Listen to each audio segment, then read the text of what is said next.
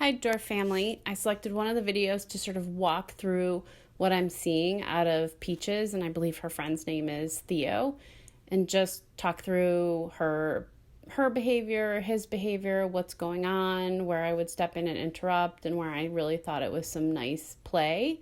So let's get started. So we start off, and there's some nice disengagement behavior from Theo. You see he's trying to sort of move away. He's giving a little bit of a head flip. Full mouth is open. You can see all of his teeth. It's definitely a little corrective. It's definitely a little space getting. It's not that he doesn't love playing with her, because you can see him sort of follow back up and try to re-engage in play. I think he's actually an excellent play partner that you've chosen. He's very socially appropriate. Right there, he went into that role. That was on his own. She didn't knock him over.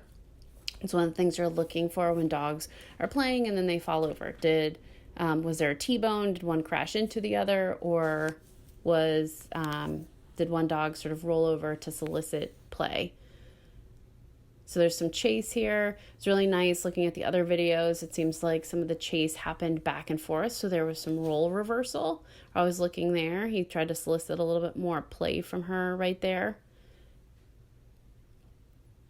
So you see when they were looking at that contact, these are 1 seconds of contact up until now. 1, 2, 3. That's where I'm stepping in and interrupting.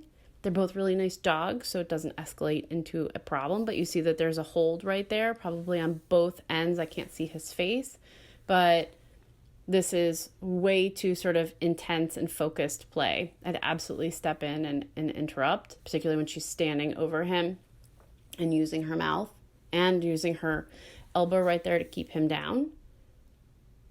It doesn't discourage him. He understands that everything is on her end is nice and maybe a little bit clumsy and a little bit young. Right there, that's really lovely. There's some jawing, opening of the mouths with no contact.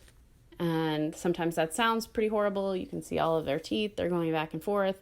But that's actually a very nice, healthy play. So you see that right there, they're coming together. You can see how their movements, their back legs, when they run, their back legs are actually tucking under them, almost like a bunny. And that's a nice sort of disjointed, soft, jocular type of movement that we're looking for. So right here, I'm stepping in and interrupting. It's too much contact and not a lot of movement going on. Even though she's got a lot of movement going on because of who she is, but just in general. She's also bringing that paw around to sort of hold him into place. I'm interrupting that as well. And then there's some creation of space. There he goes into the role again to engage with her.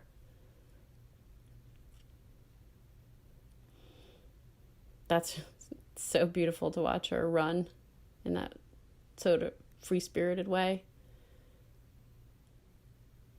And now he wants him to chase her.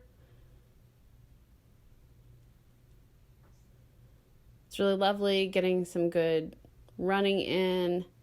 And they're truly sort of running and chasing. It's not mobbing. It's not, neither of them are too over aroused at this point. So there's not a lot of real close following. They're giving each other plenty of space.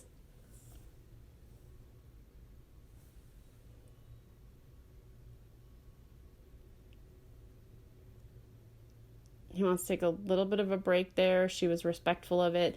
I noticed in the other videos that typically when he would stop playing and look away or go to sniff something, she was pretty respectful of that. And that's one of the things that we're looking for. That's a really lovely choice. Again, stepping in and interrupting that, even though they sort of self-corrected. She's a little intense right here. You see that there's a hold on Theo's part where he's grabbing her neck. I want to interrupt all of that. And by interrupting it, all you're doing is calling them away, getting her to sit, maybe feeding her a treat, getting her to sort of acknowledge that you're there, and then going ahead and going to send them back. All in all, pretty nice play from both of them.